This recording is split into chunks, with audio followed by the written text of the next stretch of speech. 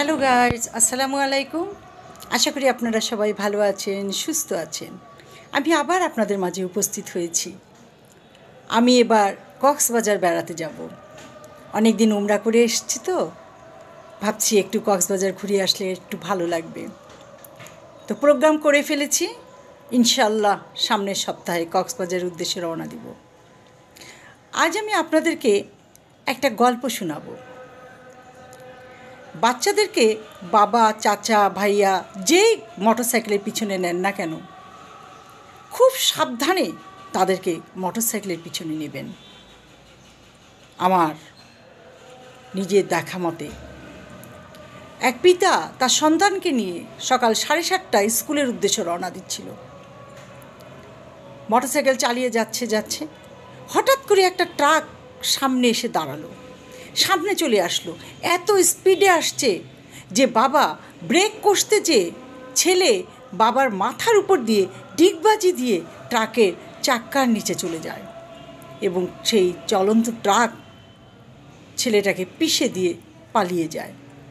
বাবা মোটরসাইকেলে বসে হাঁ হয়ে তাকিয়ে থাকে।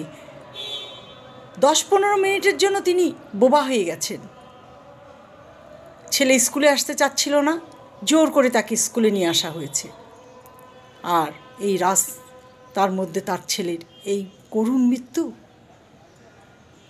সমস্ত লোকজন চতুর্দিক থেকে ছুটে আসলো, এসে ছেলেটাকে ধরলো, দেখলো ছেলেটার মাথাটা একেবারে থ্যাতলা হয়ে গেছে।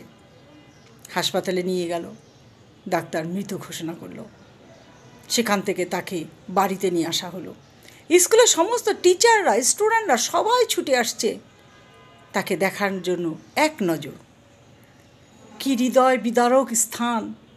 বাবা যেন কাঁদতে পারছে না, শুধু বোবার মতো তাকিয়ে থেকে বলছে, বাচ্চাটা তো স্কুল যেতে চায় নাই, আমি তাকে জোর করে নিয়ে যাচ্ছিলাম, সামনে পরীক্ষা, আমার বাচ্চাটা কিভাবে পরীক্ষা দিবে, সে তো লেখাপড়াই করতে পারলো না।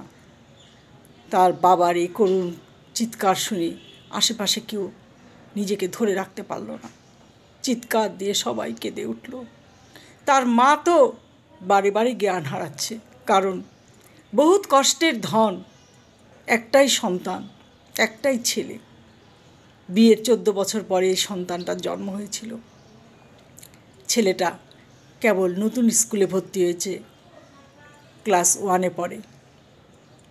অবাক হয়ে গেলাম, নির্বাক, ভাষা নাই, কাকে বোঝাবো, কাকে সান্ত্বনা দিব, নিজেই তো সান্ত্বনা পাচ্ছি না। এই করুণ দৃশ্য দেখার পর থেকে মনে মনে বললাম, বাবারা তো সন্তানদেরকে খুব সাবধানে নিয়ে যায়, হয়তো তার মৃত্যুটা এইভাবেই ছিল, তাই সে এভাবেই মারা গেল। তাই বাবা, ভাইয়া, চাচা, দাদা সবার কাছে আমার একটাই অনুরোধ, মোটরসাইকেলের পিছনে যাকে উঠাবেন তাকে একটা হেলমেট পরিয়ে দিবেন। শুধু তাই নয়, শিশু সন্তান হলে খুব সাবধানের সাথে তাকে মোটরসাইকেলে তুলবেন। খেয়াল রাখবেন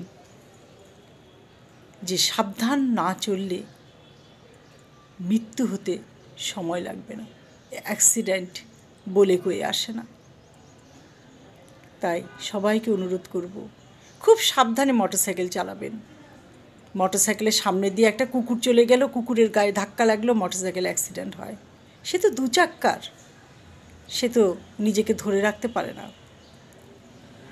সাবধানে থাকবেন, সাবধানে চলাফেরা করবেন।